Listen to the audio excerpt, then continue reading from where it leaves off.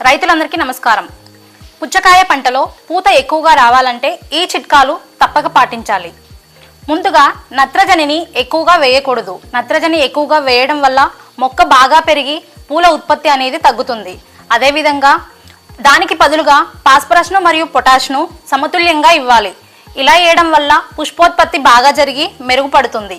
దానితో పాటు పిచికారీ ద్వారా బోరాన్ 20%ను 0.5 గ్రామ్స్ నుంచి 1 గ్రామ్ పర్ లీటర్ మరియు క్రాప్ టానిక్ లిక్విడ్ను 0.25 ml నుంచి 0.50 ml ప్రతి లీటర్ చొప్పున పిచికారీ ద్వారా ఉపయోగించాలి. ఇలా ఉపయోగించడం వల్ల పూల ఉత్పత్తి అనేది బాగా జరిగి పూలు రాలకుండా ఉండడం మరియు దానితో పాటు ఫలధారణ కూడా మెరుగుపడుతుంది. అదేవిధంగా ఇదే స్టేజ్లో సీవీడ్ ఎక్స్ట్రాక్ట్స్ కానీ అమైనో యాసిడ్స్ కానీ పిచికారీ చేయడం వల్ల హార్మోన్ల సమతుల్యత అనేది బాగుంటుంది. అదేవిధంగా నీటి నిర్వహణ కూడా బాగా ఉండేలా చూసుకోవాలి. అంటే నీరు ఎక్కువగా ఉండడం, నీరు తక్కువగా ఉండడం వల్ల మొక్క పూత మీద ప్రభావం చూపిస్తుంది. ఇలాంటి చిట్కాలు పాటించడం వల్ల పుచ్చకాయ పంటలో పూత బాగా వచ్చి మంచి దిగుబడిని పొందవచ్చు. ధన్యవాదాలు.